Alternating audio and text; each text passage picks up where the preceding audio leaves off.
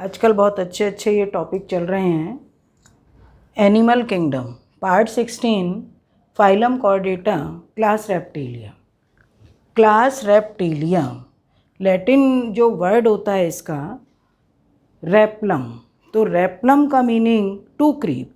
तो इसमें जितने भी एनिमल आएंगे वो सब कैसे आएंगे? Creeping animal, creeping animals. ये एनिमल्स रेंग कर चलते हैं, क्रीपिंग एनिमल्स।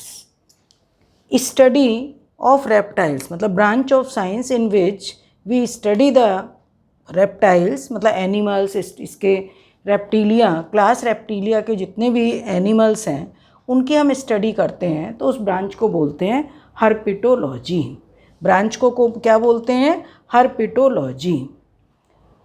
इसमें कार्बोनिफेरस एरा मतलब Carboniferous period of Palaeozoic era इसका ओरिजिनेटेड पीरियड है। जो क्लास रेप्टिलिया का ये बहुत कंपटीशन में, पीसीएस वगैरह में, पीजीटी में बहुत कंपटीशन में ये पूछा हुआ है कि Carboniferous period of Palaeozoic era is the originating time of reptiles. Reptiles एक ऐसे एनिमल हैं फर्स्ट जो टेरिस्ट्रियल एनिमल है, मतलब फर्स्ट टेरिस्ट्रियल एनिमल। और ये मैंने फर्स्ट रेप्टाइल दिखाया है जो स्टेम रेप्टाइल है, कि यहाँ से इससे सारे अदर रेप्टाइल्स, क्रोकोडाइल, टर्टल है, टॉर्टॉइज है, मतलब बहुत टाइप के रेप्टाइल्स है कि लिजर्ड भी मैंने दिखा रखी है। तो सारे रेप्टाइल, ये फर्स्ट रेप्टाइल सिमोरिया, इससे डेवलप हुए हैं। ओके, मीसोजोइक एरा जो यहाँ पर ये ओरिजिनेटेड पीरियड है, यहाँ से ओरिजिनेट होकर पैलियोजोइक के बाद आता है मीसोजोइक एरा। तो Mesozoic era is the age of ruling reptiles और गोल्डन एज ऑफ रेप्टाइल्स, जिसको एज ऑफ डायनासोर भी बोलते हैं। डायनासोर बहुत सबसे ज़्यादा मतलब सारे रेप्टाइल्स इस मीसोजोइक एरा में हाईली डेवलपमेंट, तभी तो इसको बोलते हैं एज ऑफ, मतलब हर जगह यहाँ पे सब जगह रेप्टाइल्स ही रेप्टाइल्स थे। तो उसी समय में, क्योंकि मीसोजोइक एरा है, फिर इसके 3 पीरियड भी थे, Triassic, Jurassic and Cretaceous.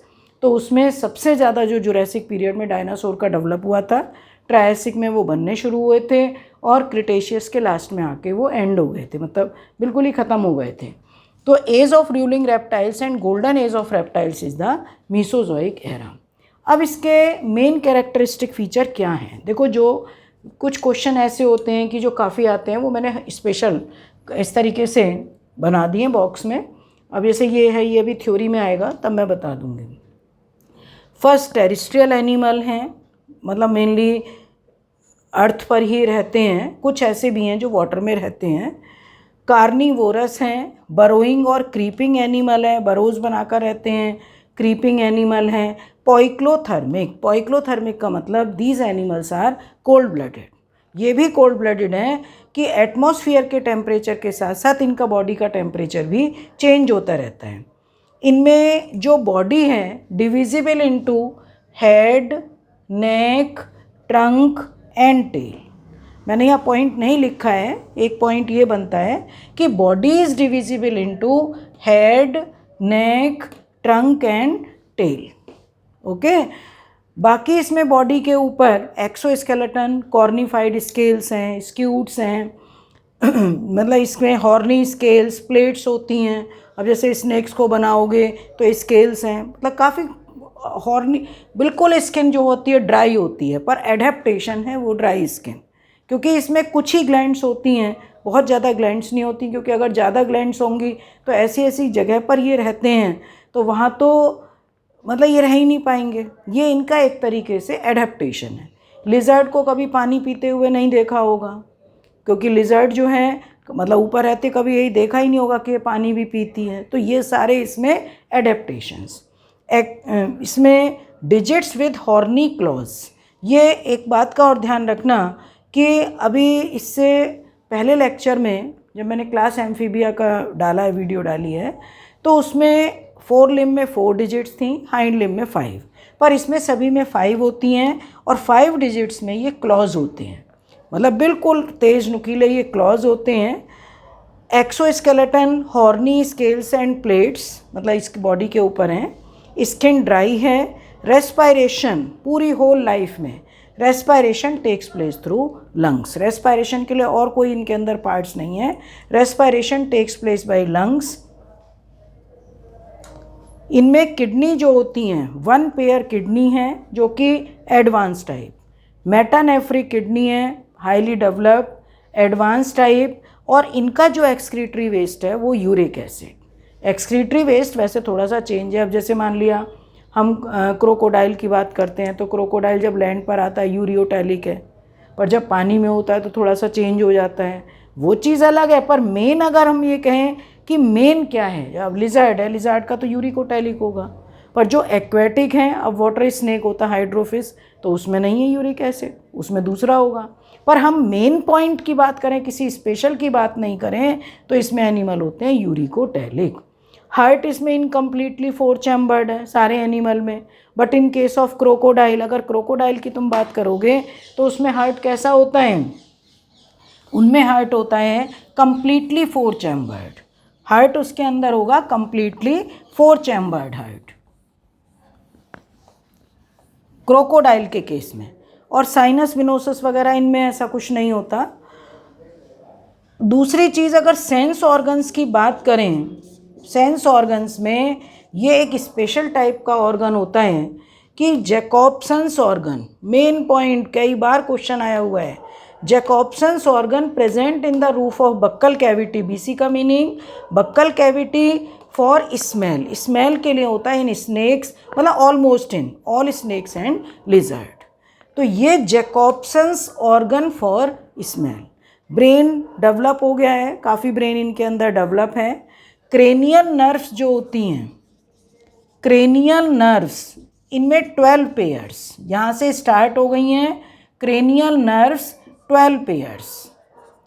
Endoskeleton, इनका जो एंडोस्केलेटन होता है, ये एंडोस्केलेटन बोनी, एंडोस्केलेटन बोन से मिलकर बना है, ये एंडोस्केलेटन बोनी हो गया है। और बाकी इनके अंदर लिम्स मैंने बताई दिए थे, 2 पेयर्स ऑफ लिम्स हैं जो कि क्लॉड लिम्स होते हैं।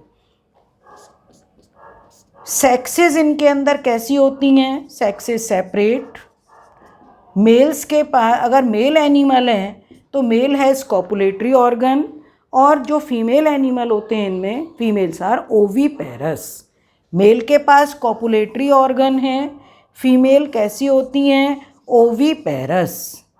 ये ओवीपेरस एग लेइंग, और जब ये ओवीपेरस हैं एग लेंगे तो इनके एग जो होते हैं वो हार्ड शेल्ड लेदरी एग्स में, मतलब मोस्ट इम्पॉर्टेंट क्वेश्चन कि जो एग्स होते हैं, एग्स कैसे होते हैं, hard leathery and shelled eggs, ये शेल्ड एग्स हैं। ओके, तो शेल्ड मतलब इन एग से जब हैचिंग होगा, हैचिंग होता है तो हैचिंग में डायरेक्ट ही इन एग से डायरेक्ट ही बेबी निकलेंगे। कोई भी larval stage, no metamorphosis, no aquatic phase, किसी भी इसके अंदर ऐसा कुछ नहीं होता, मतलब मेटामॉर्फोसिस की प्रोसेस भी इनमें नहीं होती। ठीक है, तो ये इसके वैसे एक्स्ट्रा एमनियोटा में आ गए हैं। एक्स्ट्रा एम्ब्रियोनिक मेम्ब्रेन जब डेवलपमेंट होता है तो एक्स्ट्रा एम्ब्रियोनिक मेम्ब्रेन का डेवलपमेंट यहाँ से स्टार्ट हो गया है। ये एडवांस कैरेक्टर्स हैं।